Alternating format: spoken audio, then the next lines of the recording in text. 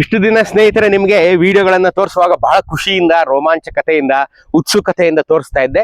ಇವತ್ತಿನ ವಿಡಿಯೋದಲ್ಲಿ ಬಹಳ ನೋವಿನಿಂದ ಒಂದು ನಿಮಗೆ ಶಾಸನವನ್ನ ತೋರಿಸೋದಕ್ಕೆ ಕರ್ಕೊಂಡ್ಬಂದಿದ್ದೀನಿ. ಇಲ್ಲಿ ತೋರಿಸಿ ಬ್ರಿಜೇಶ್, ಇನ್ನೇನಂತೆ ಬ್ರಿಜೇಶ್ ಇವತ್ತು ನನ್ನ ಜೊತೆ ಇದ್ದಾರೆ. ಈ ಶಾಸನ ಕೃಷ್ಣದೇವರಾಯರು ತೀರಿಕೊಂಡ ದಿನಾಂಕವನ್ನು ತಿಳಿಸುವಂತ ಶಾಸನ. ಕೃಷ್ಣದೇವರಾಯ ಮಹಾರಾಯರು ತೀರ್ಕೊಂಡಂತ ದೈವಾಧೀನರಾದಂತ ತೋರಿಸುವಂತ ಶಾಸನ ಇದು. ಹೊನ್ನೇನಹಳ್ಳಿ, ತುಮಕೂರು ತಾಲ್ಲೂಕು ಹೊನ್ನೇನಹಳ್ಳಿ ಗ್ರಾಮದಲ್ಲಿದೆ.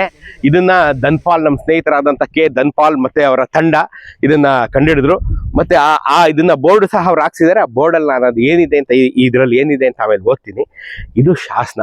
ಅಕ್ಟೋಬರ್ 17, 1529 ತೀರ್ಕೊಂಡ್ರು ಅಂತ ತಿಳಿಸುವಂತ ಏಕೈಕ ಶಾಸನ. ಈ ಶಾಸನದಲ್ಲಿ ಏನ್ ಬರೆದಿದೆ ಅಂತ ಇಲ್ಲಿ ತೋರಿಸ್ತೀನಿ.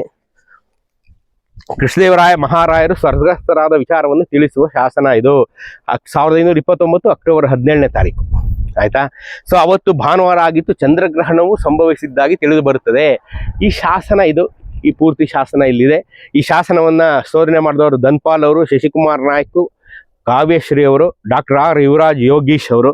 ಶಾಸನ ಪಾಠ ಸಾರಾಂಶ ಕೊಟ್ಟಂಥವ್ರು ಸನ್ಮಾನ್ಯರಾದಂಥ ಕೆ ಆರ್ ನರಸಿಂಹನ್ ಅವರು. ಮತ್ತೆ ಸಾಕಾರ ಪರಮೇಶ್ವರ್ ಅವರು, HS ವಿಜಯಕುಮಾರ್ ಅವರು, ಗೋವಿಂದರಾಜ್ ಅವರು ಅರ್ಚಕರು ಮತ್ತು ಗ್ರಾಮದ ಪ್ರಮುಖರು. ಈ ದೇವಸ್ಥಾನ, ಈ ಶಾಸನ ಏನಪ್ಪ ಹೇಳುತ್ತೆ ಅಂತಂದ್ರೆ, ಇದು ಈ ಡೇಟ್ ತಿಳಿಸುತ್ತೆ. ಈ ಕೃಷ್ಣದೇವರಾಯರು ತೀರ್ಕೊಂಡಂಥ ಡೇಟ್ 1529 ಅಕ್ಟೋಬರ್ 17 ತೀರ್ಕೊಂಡಂಥ ಡೇಟ್ ತಿಳಿಸ್ಬಿಟ್ಟು ಈ ಜಾಗವನ್ನ ಈ ಆಂಜನೇಯನ ಗುಡಿಗೆ ಈ ಉಂಬಳಿಯಾಗಿ ಬಿಟ್ಟಿದ್ರು. ಹೊನ್ನೇನಹಳ್ಳಿ ಗ್ರಾಮಸ್ಥರು ಪೂಜೆ ಪುನಸ್ಕಾರ ನಡಿಬೇಕು, ಇದು ಹೊನ್ನೇನಹಳ್ಳಿಯ ಸ್ವಾಮಿಯ ಪೂಜೆ ಪುನಸ್ಕಾರ ನಡೆಯಬೇಕೆಂದು ಧರ್ಮಿಷ್ಠರು ಕ್ರಮವನ್ನು ನಡೆಸಿದವರಿಗೆ ಧರ್ಮವಾಗಲು ಮಂಗಳ ಮಹಾಶ್ರೀಶ್ರೀ. ಅಂದ್ರೆ ಈ ಜಾಗನ ಆ ದಿನದಂದು ಈ ಜಾಗವನ್ನ ಆಂಜನೇಯ ದೇವರಿಗೆ ಉಂಬಳಿಯಾಗಿ ಕೊಟ್ರು, ಪೂಜೆ ಪುನಸ್ಕಾರ ನಡೀಲಿ ಅಂತ ಉಂಬಳಿಯಾಗಿ ಕೊಟ್ರು. ಆ ಡೇಟಲ್ಲಿ ಇವ್ರು ತೀರ್ಕೊಂಡಿದ್ರು ಅಂತಲೂ ಇಲ್ಲಿ ಬರೀತಾರೆ. ಶಕವರ್ಷ 1452 ವಿರೋಧಿ ಸಂವತ್ಸರದ ಕಾರ್ತಿಕ ಮಾಸ. ಸೊ ವಿರೋಧಿ ಸಂವತ್ಸರ ಕಾರ್ತಿಕ ಮಾಸ ಅಕ್ಟೋಬರ್ 17, 1529 ಬರುತ್ತೆ ನಮ್ಮ ಡೇಟ್ ಪ್ರಕಾರ. ಇಂಗ್ಲಿಷ್ ಕ್ಯಾಲೆಂಡರ್ ಪ್ರಕಾರ 17 ಅಕ್ಟೋಬರ್ 1529 ಕೃಷ್ಣದೇವರಾಯ ಮಹಾರಾಯರು ಭಾನುವಾರ ಚಂದ್ರಗ್ರಹಣದ ದಿನ ದೈವಾಧೀನರಾಗ್ಬಿಟ್ರು ಅಂತ ಬರುತ್ತೆ. ನೋಡ್ರಿ, ಇಲ್ಲಿ ನಾನೇನು ಹೇಳ್ಬೇಕು, ಹಿಂದೆ ಎಲ್ಲ ನಿಮ್ಗೆ ಹೊಯ್ಸಳರ ಕಾಲದಲ್ಲಿ ನಾವು ಒಂದೆರಡು ಬಾರಿ ಹೇಳಿದ್ದೀನಿ, ತುಂಬಾ ಸಲ ಅಂತೂ ಹೇಳಿಲ್ಲ. ಗರುಡರು ಅಂತ ಇರ್ತಾರೆ. ಯಾರಪ್ಪ ಈ ಗರುಡರು ಅಂತಂದ್ರೆ, ಸ್ವಾಮಿಗಳಿಗೆ ನಿಷ್ಠರಾಗಿರೋರು. ಸ್ವಾಮಿಗಳು ಅಂದ್ರೆ ಯಾರು? ಮಹಾರಾಜರಿಗೆ ನಿಷ್ಠರಾಗಿರುವಂಥವ್ರು ಗರುಡರು. ಆ ಗರುಡರು ಯಾವಾಗಲೂ ಸದಾಕಾಲ 24/7 ಮಹಾರಾಯರನ್ನ ಕಾಯ್ತಾ ಇರ್ತಾರೆ. ಕೃಷ್ಣದೇವರಾಯರನ್ನ, ಯಾವುದೇ ರಾಜ ಮಹಾರಾಜರನ್ನ ಹೊಯ್ಸಳರ ಕಾಲದಿಂದನೂ ಇದ್ರು ಅಂತ ಇತಿಹಾಸ ಎಲ್ಲ ಹೇಳುತ್ತೆ. ಮಹಾರಾಜರು ತೀರ್ಕೊಂಡಾಗ ಗರುಡರು ತಮ್ಮ ಆತ್ಮಾಹುತಿಯನ್ನ ಮಾಡ್ಕೊಳ್ತಾರೆ. ಮಹಾರಾಜರ ಜೊತೆಗೆ ತೀರ್ಕೊಂಡ್ಬಿಡ್ತಾರೆ. ಮಹಾರಾಜರು ಇವ್ರ ಕಣ್ ತಪ್ಪಿಸಿ ಯುದ್ಧದಲ್ಲಿ ತೀರೋದ್ರೆ, ಮಹಾರಾಜರು ಕಾಲವಾಗಿ ಹೋದ್ರೆ, ದೈವಾಧೀನರಾಗಿ ಹೋದ್ರೆ, ಹುಷಾರ್ ತಪ್ಪು ತೀರ್ಕೊಂಡ್ಬಿಟ್ರೆ, ಇನ್ನೇನಾರ ಅಸಹಜ ಸಾವು ಸತ್ರೆ, ಗರುಡರು ತಮ್ಮ ಪ್ರಾಣವನ್ನ ಮಹಾರಾಜರ ಜೊತೆಗೆ ತಕ್ಕೊಂಡ್ಬಿಡ್ತಾರೆ. ಆಯ್ತಾ? ಅಂಥವ್ರನ್ನ ಗರುಡರು ಅಂತ ಹೇಳ್ತೀವಿ. ಗರುಡರಿಗೆ ಸಂಬಂಧಿಸಿದಂಥ ಶಿಲಾಶಾಸನಗಳು ಇಲ್ಲಿ ನಮ್ಮ ಮೈಸೂರು ಜಿಲ್ಲೆನಲ್ಲಿ, ನಮ್ಮ ಸೌತ್ ಇಂಟೀರಿಯರ್ ಕರ್ನಾಟಕದಲ್ಲಿ ತುಂಬಾ ಇದೆ ಅಂತ ಇತಿಹಾಸಕಾರರು ತುಂಬಾ ಕಡೆ ಹೇಳಿದ್ದಾರೆ. ಸೊ ಈಗ ಈ ಕೃಷ್ಣದೇವರಾಯರು ತೀರ್ಕೊಳ್ತಾರಲ್ಲ, ಎಷ್ಟು ಜನ ಗರುಡರು ತಮ್ಮ ಪ್ರಾಣವನ್ನ ಕೃಷ್ಣದೇವರಾಯರ ಜೊತೆಗೆ ಕೊಟ್ಟಿರ್ಬೋದು ಹೇಳಿ? 12,000 ಜನ ಗರುಡರು ಪ್ರಾಣವನ್ನ ಕೊಡ್ತಾರೆ. ಕೃಷ್ಣರಾಯರು ತಮ್ಮ ವಿಜಯನಗರ ಸಾಮ್ರಾಜ್ಯ ಅನ್ನೋ ಅಮೋಘವಾದ ಪುಸ್ತಕದಲ್ಲಿ ವಿಚಾರ ಬರೆದಿದ್ದಾರೆ. ತಾವೆಲ್ಲ ಓದಿದ್ದೀರಿ, ಓದಿಲ್ದೇರಿ ಪುಸ್ತಕ ಇನ್ನೊಂದ್ಸಲಿ ಓದಿ. 12,000 ಜನ ಗರುಡರು ಕೃಷ್ಣದೇವರಾಯರ ಜೊತೆಗೆ ಕೈಲಾಸಕ್ಕೆ ಹೊರಟೋಗ್ತಾರೆ. ನೋಡ್ರಿ, 12,000 ಜನ ಗರುಡರು ಕೃಷ್ಣದೇವರಾಯರ ಜೊತೆಗೆ ಕೈಲಾಸಕ್ಕೆ ಹೋಗ್ತಾರೆ ಅಂತಂದ್ರೆ ಹೇಗಿರ್ಬೋದು ಅದು ಅಲ್ವಾ? ಸೊ ಈ ಪುಸ್ತಕ ನಾನು ಯಾಕೆ ಇವಾಗ ಇಲ್ಲಿ ತಗೊಂಡ್ಬಂದಿದ್ದೀನಿ ಅಂತಂದ್ರೆ, ಕೃಷ್ಣದೇವರಾಯರ ಆಸ್ಥಾನದಲ್ಲಿದ್ದಂಥ ಅಷ್ಟ ದಿಗ್ಗಜರಲ್ಲೊಬ್ಬರಾದಂಥ ಅಲ್ಲಸಾನಿ ಪೆದ್ದಣ್ಣ ಕೃಷ್ಣದೇವರಾಯರ ಅಂತಿಮ ಯಾತ್ರೆ ನಡೆಯಬೇಕಾದ್ರೆ ಸುಮ್ಮನೆ ನೋಡ್ತಾ ನಿಂತಿರ್ತಂತೆ. ಅವನ ಕಣ್ಣಲ್ಲಿ ಅಳುನೂ ಬರ್ತಿರಲ್ಲ, ಸುಮ್ಮನೆ ಒಂಥರ ಬೆರಗಾಗಿ ಕಣ್ಣೀರು ಬತ್ತಿ ಹೋಗಿ ಅವನು ಸುಮ್ಮನೆ ನೋಡ್ತಾ ನಿಂತ್ಬಿಟ್ಟಿರ್ತಾನೆ. ಅವ್ನು ನೋಡ್ತಾ ನಿಂತಿದ್ದಂಥ ಕಾಲಕ್ಕೆ ಕೇಳ್ತಾರೆ ಯಾರೋ, ಯಾಕೋ ಪದ್ದನ ಯಾಕೆ ಏನು ಮಾತಾಡದೆ ನಿಂತಿದ್ದೀಯಲ್ಲ ಅಂತ ಕೇಳಿದಾಗ ಅವನೊಂದು ಮಾತು ಹೇಳ್ತಾನೆ. ಅವನು ಏನು ಮಾತು ಹೇಳ್ತಾನೆ ಅನ್ನೋದನ್ನ ನಾನು ನಿಮ್ಗೆ ಇವಾಗ ಹೇಳ್ತೀನಿ. ಅವನು ಅದನ್ನ ತೆಲುಗುನಲ್ಲಿ ಬರೆದಿದ್ದಾನೆ, ಅವಾಗ ತೆಲುಗುನಲ್ಲಿ ಹೇಳ್ತಾನೆ ಅವನು. ಆ ತೆಲುಗುದು ನಮ್ಗೆ ಅರ್ಥ ಆಗದೆ ಇದ್ರಿಂದ ಅದರ ಕನ್ನಡ ಭಾವಾನುವಾದವನ್ನು ಕೃಷ್ಣರಾಯರು ಕೊಟ್ಟಿದ್ದಾರೆ, ಅದನ್ನ ನಾನು ಹೇಳ್ತೀನಿ.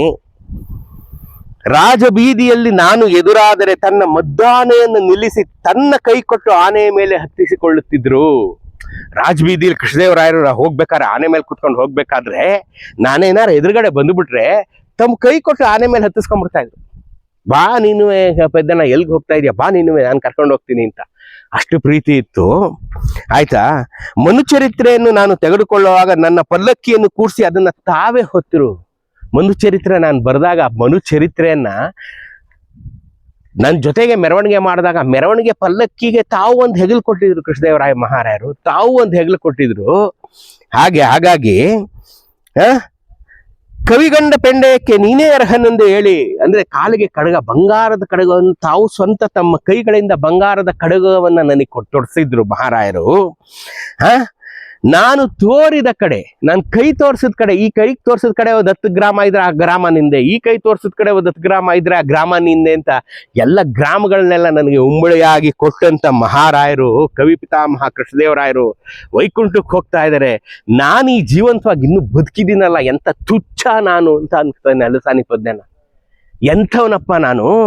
ಸಾಹೇಬ್ರು ನಮ್ಮ ಮಹಾರಾಯರು, ಕೃಷ್ಣದೇವರ ಮಹಾರಾಯರು ನಮ್ಮನ್ನೆಲ್ಲ ಬಿಟ್ಟು ಹೋಗ್ತಾ ಇದ್ದಾರೆ, ಅವ್ರ ಜೊತೆ ನಾನು ಹೋಗಕ್ಕಾಗ್ತಾ ಇಲ್ವಲ್ಲ, ಇನ್ನು ನಾನು ಹಿಂಗೆ ನಿಂತಿದ್ದೇನಲ್ಲ, ಎಂಥ ಜನ್ಮ ನಂದು ಅಂತ ಹಳಿಸ್ತಾನ್ರಿ ನೋಡಿ. ಕೃಷ್ಣದೇವರಾಯರು ಮಹಾರಾಯರು ಹೋಗ್ಬೇಕಾದ್ರೆ ಎಷ್ಟೆಲ್ಲ ಜನರ ಕಣ್ಣೀರು ಕೋಡಿ ಹರಿತು. 12,000 ಜನ ಗರುಡರು ನೋಡಿ ತಮ್ಮ ಪ್ರಾಣಗಳನ್ನ ತೆಕ್ಕೊಂಡ್ರು.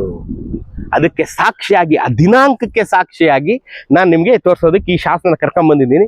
ಈ ಶಾಸನದ ಪಾಠ ನಾನು ನಿಮ್ಗೆ ಆಲ್ರೆಡಿ ತೋರಿಸಿದ್ದೀನಿ. ಅಕ್ಟೋಬರ್ 17, 1529 ಶಾಸನ ಇದು. ಅವತ್ತು ಕಾಲಕ್ಕೆ ಹೊನ್ನೇನಹಳ್ಳಿ ಗ್ರಾಮಸ್ಥರಿ ಹಾಕಿಸಿದಂಥ ಶಾಸನ, ಇವತ್ತು 500 ವರ್ಷದ ಶಾಸನ ರೀ. ಆ ಡೇಟ್ ತಿಳಿಸೋಕ್ಕೆ ಸಹಕಾರಿ ಆಯಿತು ನಮಗೆ ಈ ಶಾಸನ ಅನ್ನೋವಂಥದ್ದು ಈ ಶಾಸನದ ಪಾಠದ ಸಾರಾಂಶ. ನೀವು ತುಮಕೂರು ಕಡೆ ಬಂದಾಗ ಹೊನ್ನೇನಹಳ್ಳಿ, ಇದು ಗೂಗಲಲ್ಲಿ ಇದೆ, ಇದು ಗೂಗಲ್ ನಮ್ಮ ಶರತ್ ಹೇಳಿದಿರೋದು, ಗೂಗಲಲ್ಲೇ ಹಾಕೊಂಡ್ ಬಂದ್ಬಿಡ್ಬೋದು. ಹೊನ್ನೇನಹಳ್ಳಿಯ ಶಾಸನ, ಕೃಷ್ಣದೇವರಾಯರ ದಿನಾಂಕವನ್ನ, ದೈವಾಧೀನರಾದಂಥ ದಿನಾಂಕವನ್ನು ತಿಳಿಸುವಂಥ ಶಾಸನ ಅಂತ ನೀವು ಗೂಗಲ್ ಮಾಡಿದ್ರೆ ಸೀದಾ ಇಲ್ಲಿಗೆ ಬಂದ್ಬಿಡ್ತೀರಾ. ತುಮಕೂರು ಸಿಟಿಯಿಂದ ಒಂದು 4 ಕಿಲೋಮೀಟರ್ ಆಗುತ್ತೆ. ಬಂದು ಈ ಶಾಸನವನ್ನು ನೋಡಿ ನಮ್ಮ ಧನ್ಪಾಲ್ ಅವರು ಮತ್ತು ಈ ಶಶಿಕುಮಾರ್ ನಾಯಕ, ಕಾವ್ಯಶ್ರೀ, ಯುವರಾಜ್ ಮತ್ತು ಯೋಗೀಶ್ ಅವ್ರ ಕಾರ್ಯಕ್ಕೆ ಅಭಿನಂದನೆಗಳು. ಅವ್ರಿಗೆಲ್ಲ ನನ್ನ ಹೃದಯಪೂರ್ವಕ thanks. Dhanpal sir, thank you very much. ಇದನ್ನ ನೀವು ಭಾಳ ಒಳ್ಳೆ ಕೆಲಸ ಮಾಡಿದ್ದೀರಿ. ನಮ್ಮ KR ನರಸಿಂಹನ್ ಸರ್ ಎಲ್ಲ ಪ್ರಾತಸ್ಮರಣೀಯರು ನಮ್ಮ ಪಾಲ್ಗೆ. ಸರ್ ನಿಮ್ಮ ಆಶೀರ್ವಾದ ನಮ್ಮ ಮೇಲೆ ಇರಲಿ. ಸೊ ಇಷ್ಟು ಹೇಳಕ್ಕೆ ಬಯಸ್ತೀನಿ ಸ್ನೇಹಿತರೆ. ನೋಡಿದ್ರಲ್ಲ, ಈ ಶಾಸನವನ್ನು ಮತ್ತೊಮ್ಮೆ ಹತ್ತಿರದಿಂದ ತೋರಿಸ್ಬಿಡಿ ಬ್ರಿಜೇಶ್. ಅದನ್ನು ಆ ಶಾಸನವನ್ನು ತೋರಿಸಿ ಮತ್ತು ಶಾಸನದ ಪಾಠವನ್ನು ಸಹ ಹತ್ತಿರದಿಂದ ತೋರಿಸಿ ನಮ್ಮ ಮಿತ್ರರು, ಸ್ನೇಹಿತರು ಇದನ್ನು ನೋಡ್ಕೊಳ್ಳಿ. ಆಯ್ತಾ.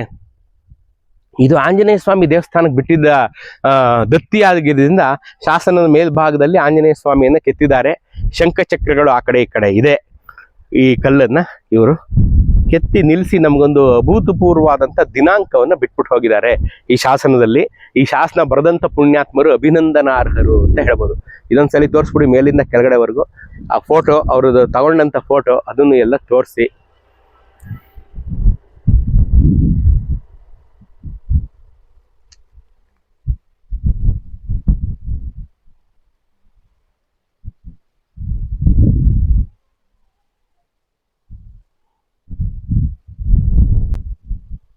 ನೋಡಿದ್ರಲ್ಲ ಸ್ನೇಹಿತರೆ, ಶಾಸನದಲ್ಲಿ ಮತ್ತೊಂದು ಇಂಪಾರ್ಟೆಂಟ್ ಥಿಂಗ್ ಏನಪ್ಪಾ ಇದೆ ಅಂದ್ರೆ, ಪೆನುಗೊಂಡೆ ರಾಜ್ಯದ ಆನೆಬಿದ್ದ ಸರಿಯ ಸ್ಥಳಕ್ಕೆ ಸೇರಿದ ಮರುಗಲನಾಡ ಒಳಗಡೆ ಬರುವ ತುಮಕೂರು ಸೀಮೆ ಹೊನ್ನೇನಹಳ್ಳಿ ಅಂತ ಇದೆ.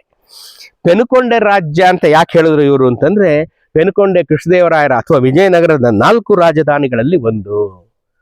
ಹಂಪೆಯನ್ನಲ್ಲದೆ, ಚಂದ್ರಗಿರಿ ಅಲ್ಲದೆ ಪೆನುಕೊಂಡಿಯೂ ಸಹ ಕೃಷ್ಣದೇವರಾಯರ ಅಥವಾ ವಿಜಯನಗರದ ರಾಜಧಾನಿಯಲ್ಲಿ ಒಂದು ಇದು. ಹಾಗಾಗಿ ಪೆನುಕೊಂಡೆ ರಾಜ್ಯ ಅಂತ ಹೇಳ್ತಾರೆ. ಕೃಷ್ಣದೇವರಾಯರ ಅಸ್ತಂಗತರಾದ್ಮೇಲೆ 1565 ರಕ್ಕಸ ತಂಗಡಿಗೆ ಯುದ್ಧ ಆದ್ಮೇಲೆ ಹಂಪಿಯಲ್ಲಿದ್ದಂಥ ಸಾಮ್ರಾಜ್ಯದ ರಾಜಧಾನಿ ಪೆನುಕೊಂಡೆಗೆ ಶಿಫ್ಟ್ ಆಗುತ್ತೆ. ಅದು ಪೆನುಕೊಂಡೆ ರಾಜ್ಯಕ್ಕೆ ಸೇರ್ಕೊಳ್ಳುತ್ತೆ.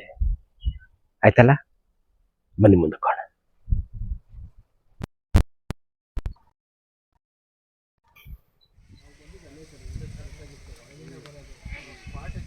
ನೋಡಿದ್ನ